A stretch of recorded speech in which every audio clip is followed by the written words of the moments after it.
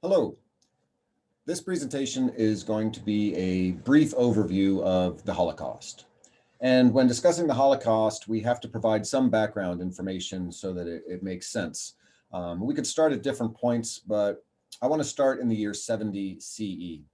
And it was at this time that the Romans, who had occupied Israel, got unhappy with the resistance they were facing from the Jewish people and wiped it all out. They destroyed the temple, they destroyed Jerusalem, they just wiped out the nation. And as a result, Jews at that time then went into what was called the diaspora. The Jews no longer had a homeland. They went up into Eastern Europe. They went into Northern Africa. They went into further east into the Middle East. They went all over the place and formed various communities around the world. And when they went to different places, they were obviously minorities, religious minorities, and they, for thousands of years, almost 2,000 years, existed in other nations and very often faced persecution. And people are familiar with this. Very often in the United States, we know more of the history of what happened in Western Europe, but the Jews faced persecution in a lot of different places. And so one question that I think is important to consider is why? Why did people persecute the Jews? Why did they kill them? Why did they enslave them? Why did they do things like this to them? And there's different things that we could talk about because there's a lot of vitriol that was directed toward the Jews. One thing that was discussed fairly often was that the Jews killed Christ, right? The Jews killed Jesus. And is that true? Well, if you want to be technical about it, the Romans actually executed Jesus, right? They were the ones who actually carried out the execution. However, the only reason they did it was because they were the only ones who had authority to do it. And it was Jewish leaders at the time who requested that he be put to death. So in that sense, could you say the Jews killed Jesus? Well, yeah, in a sense. The problem is that it's a story about Jewish people. Right? Jesus is Jewish, his disciples are Jewish, his mom is Jewish, right? It's a story about Jewish people. And to say that the Jews killed Jesus is sort of a meaningless statement in a lot of ways. You could, I think for Christians, it would be a more accurate theological statement for them to say, we killed Jesus. The idea is that we, human beings, we were the ones who killed Christ. That's really more the idea than to pass it off on the Jews. But that was one thing that influenced people. There was also things like the blood libel. This was a rumor that circulated that Jews were kidnapping Christian babies and drinking their blood. There was also the rumor that the Jews had started the plague and they had poisoned wells. Neither of these, of course, are true, but these were rumors that were circulating and contributed to negative depictions of the Jews. Were the Jews more wealthy and involved in banking, which created resentment, class-based resentment? Sometimes, in some places, yes. Judaism and the Jewish people are not a monolith, right? There were different types of Judaism and Jews of different socioeconomic levels. In some places, that was a factor. In some places, it wasn't. But I think underlying a lot of this is one factor of universal social psychology. The Jews were different, right? And they lived in other communities and they had a different religion, which was very significant in a lot of communities. They had a different language, they had different culture, they had different traditions, they had different foods. And so because they were different, it's human nature to denigrate them, right? If it's an us and them, we tend to denigrate them. As I'm often pointing out, people are really tribalist. And when you had a different tribe that was sort of in your nation or sort of in your community, it was very easy to disparage them and for that to lead itself to all sorts of nastiness and violence. So we can get a sense of why people turned against the Jews in different communities around the world quite often. When I teach about the Holocaust, I like to share a quote. We've had almost 2,000 years since the year 70. The Jews have faced persecution throughout that time period. They still do today. And I read this for my students and ask them if they can tell me who wrote this. When you lay eyes on or think of a Jew, you must say to yourself, alas, that mouth which I there behold has cursed and execrated and maligned every Saturday my dear Lord Jesus Christ, who has redeemed me with his precious blood. If I were to eat, drink, or talk with such a devilish mouth, I would eat or drink myself full of devils by the dish or cupful, just as I surely make myself a cohort of all the devils that dwell in the Jews and that deride the precious blood of Christ. May God preserve me from this. When I ask students if they know who said that, most students don't know. Some venture a guess. Sometimes Hitler is suggested, different people throughout history, more recent or further back. But very often people are surprised to find out that the author of those words was actually Martin Luther. In 1543, he wrote a document called On the Jews and Their Lies, and he had some horrible things to say about the Jews. He continues in that treatise to write, I wish and ask that our rulers who have Jewish subjects exercise a sharp mercy toward these wretched people, to see whether this might not help, though it is doubtful. They must act like a good physician, who when gangrene has set in, proceeds without mercy to cut, saw, and burn flesh, veins, bone, and marrow. Such a procedure must also be followed in this instance. Burn down their synagogues, force them to work, and deal harshly with them, as Moses did in the wilderness, slaying 3,000 lest the whole people perish. They surely do not know what they are doing. Moreover, as people possessed, they do not wish to know it, hear it, or learn it. Therefore, it would be wrong to be merciful and confirm them in their conduct.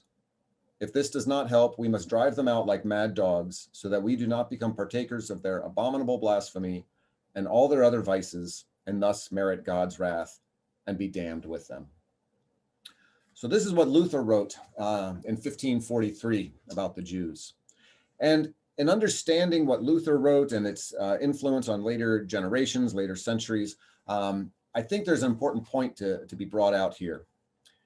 A lot of people refer to Luther as anti-Semitic. I think that's actually a misnomer. I don't think that's quite right.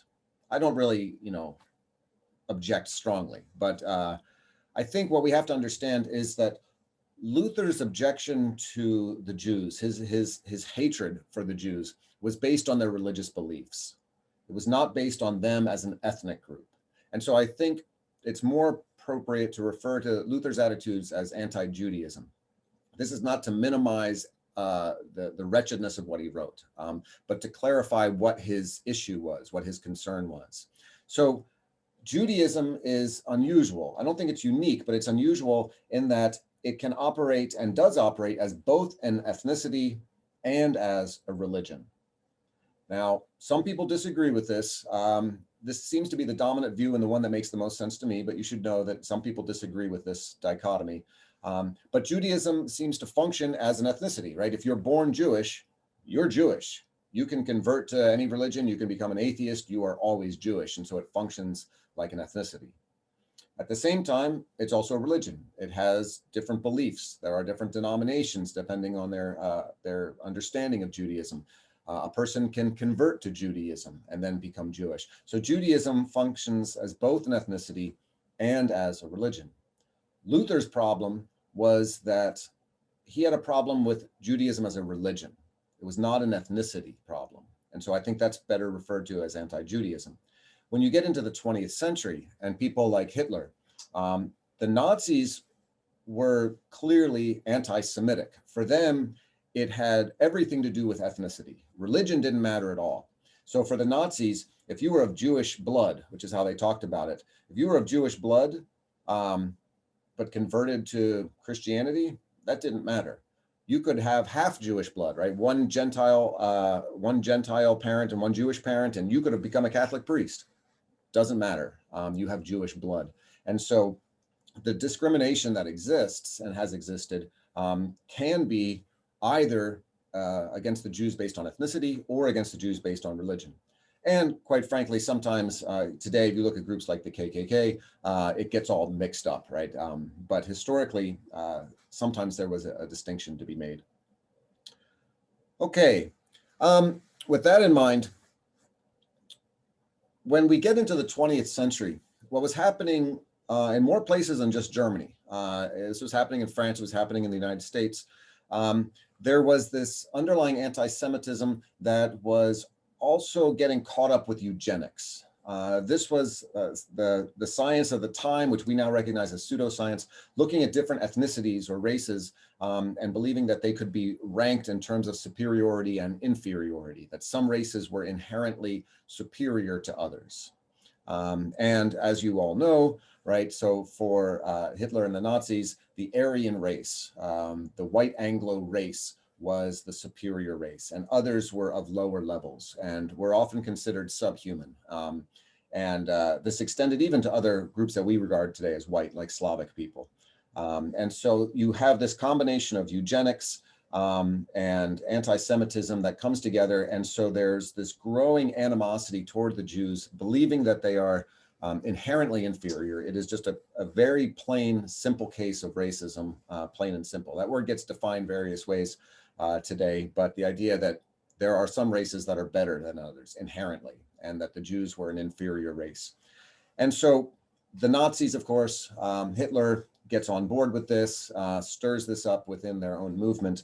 And when Hitler writes Mein Kampf, this is in there, you know, what he wants, what he thinks of the Jews and what he wishes would happen to them. Now, Hitler comes to power in 1933. 1933, the Nazis take power in Germany and Hitler assumes dictatorial powers. What the Nazis wanted to do with Jews and other groups as well that they didn't like was just get rid of them. And so what they wanted to do was just make life miserable for Jews inside of Germany. And so they started enacting legislation that would discriminate against the Jews, requiring them to wear the Star of David on their clothing, requiring them to identify their stores as Jewish owned.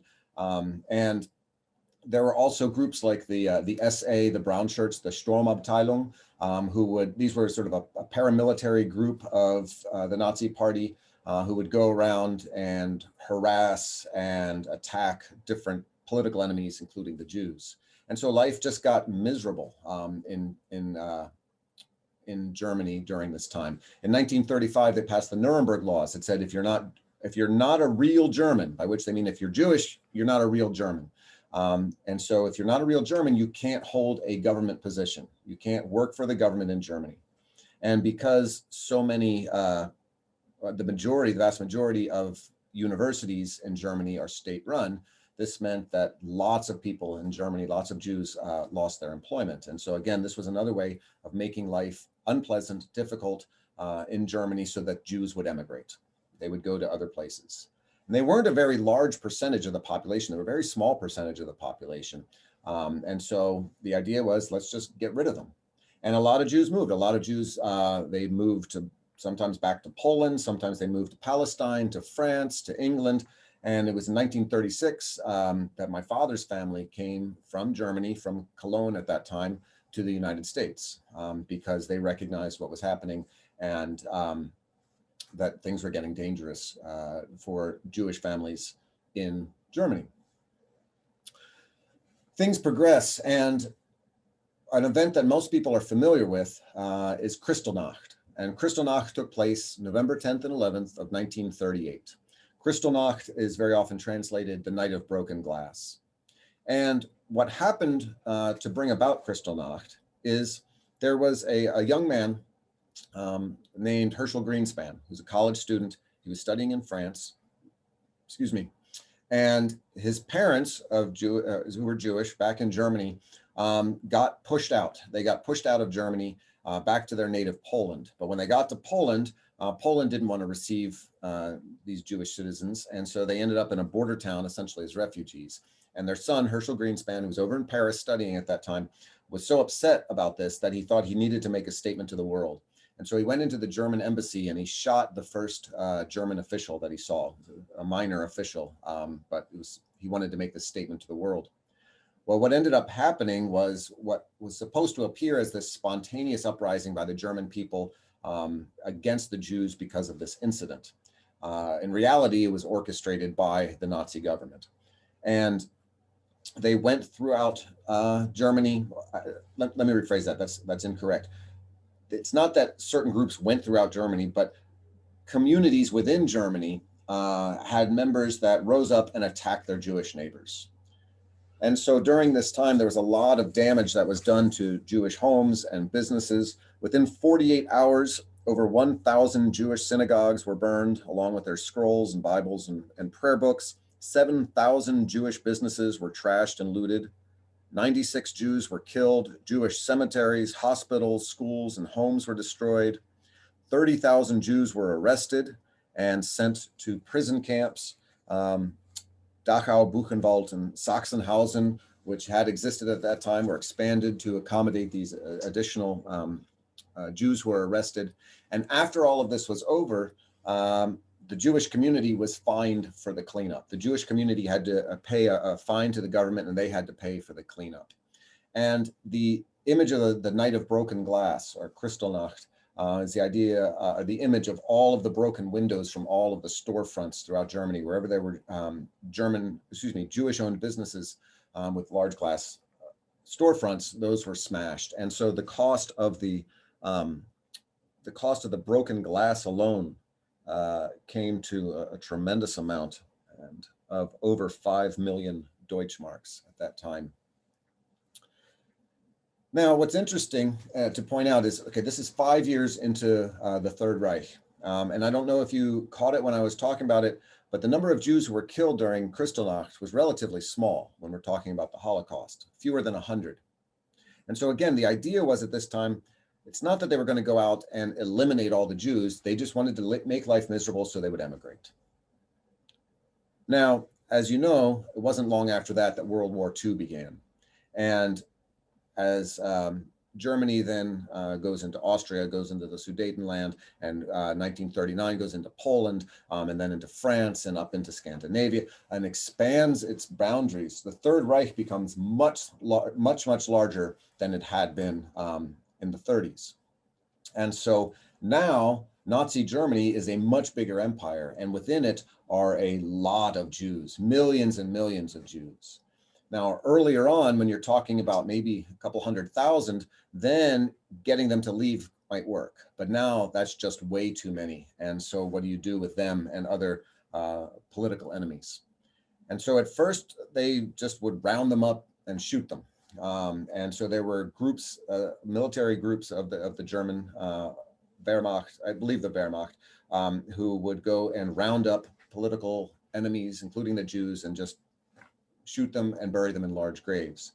But that was very difficult work. It was very time consuming. It was very expensive. It was very difficult for the people who were carrying it out.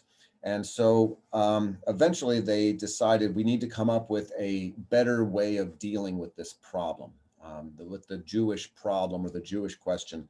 And so in 1942, they held a conference known as the Wannsee Conference. And it's here at the Wannsee Conference that they worked out the details of the final solution. And in the final solution, they worked out basically a system. And while it could vary, the basic idea worked like this. When the German military went into a place like Poland and took over a city like Warsaw, there was, of course, at first the initial military invasion. And then after that was established, what they would do was round up the Jewish communities and tell them you all need to move to one area of the city. And that area then was walled in. And so that was known as a ghetto. And so, for example, the Warsaw Ghetto was this walled in part of the city of Warsaw. If any of you have seen the movie Schindler's List, at the beginning of the movie, when the Nazis come in and they're rounding up everyone and sending them to live in these other crowded places, that's what was going on. So once you have all of the Jews rounded up and living in the ghettos, they're easier to control. Now, that's going to be a very difficult life because you can't go out and get food and medicine and whatever else you need to live. And so you're dependent on others to make sure that those things can be brought into the community.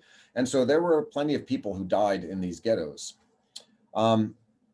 Eventually, what they did then is they were going to liquidate the ghettos and they're going to move everyone out. And so in Elie Wiesel's book, Night, early on, you get this depiction of them waiting for the trains, right? And so they're told, we're going to move you out of the city, we're going to send you out to the country. And so they thought they were going to be, sent out to work farms and different things. They weren't sure where they were going, but they figured, well, they're probably sending us out to camps out somewhere, and we'll stay there until the war is over. So they round up all the people, they put them in trains, and these are not passenger cars, right? These are box cars, and they would stick, like 100 people in a box car and shut and seal the door, and just, trains full of box cars that are then proceeding to these camps.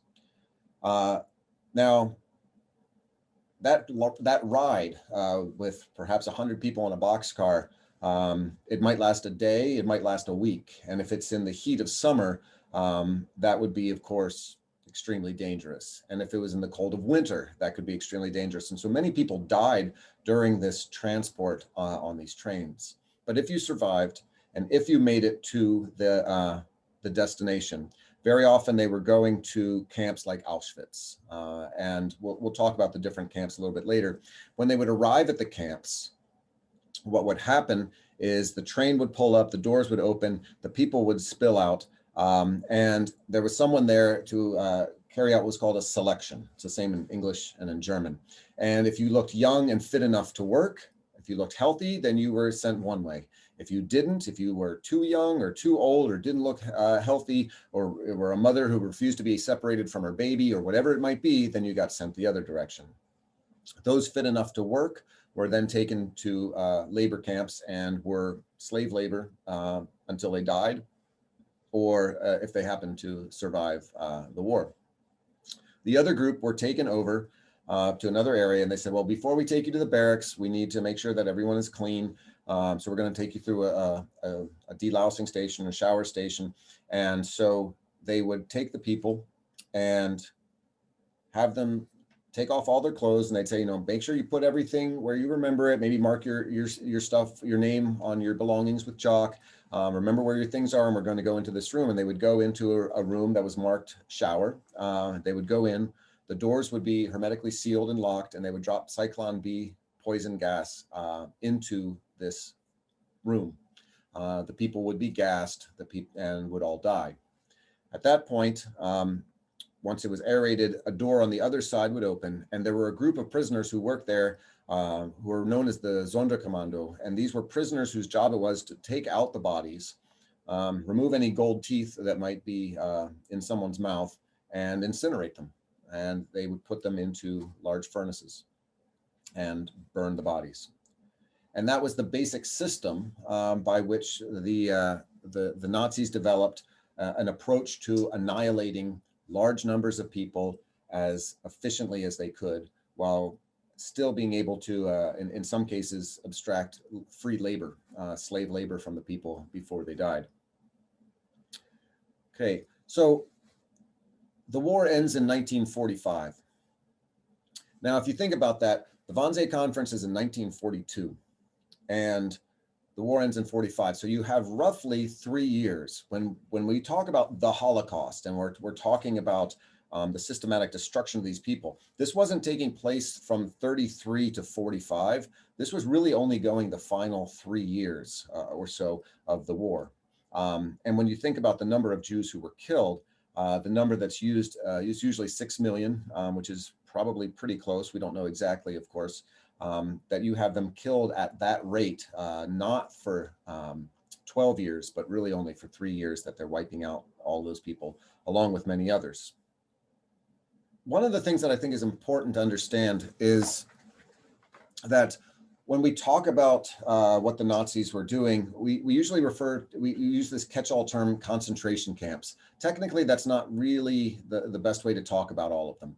You really have 3 different types of camps that the Nazis used. You have labor camps, which, as the name suggests, right, these were camps where people were brought and used as slave labor. Again, if you've seen Schindler's List, that's what you see throughout that film. So you had labor camps. The second we could call concentration camps, and that was the term that was used. And these were really more prison camps. And the prison camps were designed to hold large numbers of people. They weren't really designed to annihilate people. Lots of people died in camps like Dachau and Buchenwald and Sachsenhausen, which were concentration camps. Thousands, tens of thousands of people died in those, but they weren't designed for that purpose. They were designed as large prison camps where you would just concentrate large numbers of people. The third type of camp were then in German Vernichtungslager, or annihilation camps or death camps. And these were places like Auschwitz, Birkenau, and Sobibor and Treblinka and a few more. And these were actually all in Poland. None of those camps were actually in Germany. The annihilation camps where the majority of those millions of people were killed were all over in Poland. And so sometimes, again, to make sense of this, when you're reading the narrative, places like Auschwitz-Birkenau was a combination of both the largest annihilation camp as well as multiple labor camps. So in the book Night, right, Elie Wiesel is writing about how he's there at this infamous camp, which is killing large numbers of people, but he's also part of this labor group. And that's why you would have sometimes parallel camps existing together. I think for modern Judaism, the Holocaust has had a tremendous impact on what modern Jews understand about religion and understand about themselves. The problem of theodicy is the problem of how do you believe in God? How do you justify the actions of God when there is so much suffering and evil in the world? And so that becomes extremely acute in a case like the Holocaust. And so how do you make sense of faith? How do you make sense of religion after an event such as this that happens to those who believe themselves to be the children of God, the chosen race? There's a quote from Irving Greenberg that I find particularly poignant and yet difficult to deal with. He says, "No statement, theological or otherwise, should be made that would not be credible in the presence of burning children." And so when you think for the Jews, how, any sort of pleasant Pollyanna notion about God and faith and hope that doesn't account for the reality of suffering in the world is something as acute and difficult as you see with the Holocaust, can't be taken seriously. And so there are Jews who abandoned their faith, you had Jews who abandoned their faith and abandoned Judaism completely. And they didn't even identify as Jews anymore after the war for various reasons, some for out of fear that something like this could happen again. You had other Jews who would perhaps lose faith, become atheistic, but still identify as Jews. You had other Jews who became even more devout and more religious, and other Jews who thought they had to re-understand or reconfigure what is a theologically sound notion of God after this. Maybe we need to rethink who and what God really is. And so the Holocaust can't be underestimated in terms of its influence on modern Judaism and the challenges that theodicy raises. Not that it leads all Jews in the same direction, quite to the contrary, but rather that it shapes Judaism in a way that was pretty significant. I think there's a couple other points that I would like to make before I wrap up this presentation. One of the things that often happens when we talk about the Holocaust, or another name for the Holocaust is the Shoah, which is a Hebrew word. I think very often what we do is we think and discuss about 99% of the time what happened to the Jews, right? And so we talk about the destruction of the Jews and of Europe. But we have to remember that while 99% of our discussions and the focus of books and movies and things is on the Jews, they weren't 99% of the victims. The Nazis did target others as well. There were the gypsies and the Jehovah's Witnesses and the homosexuals. And there were other groups as well that were targeted. A great deal of clergy, there were a tremendous number of Russians who were killed. And so I think that we need to be careful that when we talk about the Holocaust, we understand that while the Jews were the largest group targeted and were of great significance, we do need to put this in a context where, like, yes, but they were not the only ones there. If we're to understand this history with a little more nuance, there were a lot of others that were eliminated as well. Very often those groups aren't in a position to tell their stories today, right? So there's not many Jehovah's Witness or Gypsy movie producers or college professors or authors. And so Since people tend to tell their own stories, it happens that we have more Jews in the world today in positions where they can tell their own stories. And so that leads to what can be too heavy of a focus on Jews as the victims of the Holocaust when there were a great deal of others as well. So with that, I think I'm going to wrap up this presentation. For you who are watching, if you think that I have anything wrong, if you think I've misrepresented anything, if you have any questions or comments or critiques, please feel free to leave them in the section, the comment section below. And because it's a very difficult topic, it can be discussed in a lot of different ways, and I don't claim to have all the answers or always have everything right. But thank you for watching, and have a good day, and be kind to each other.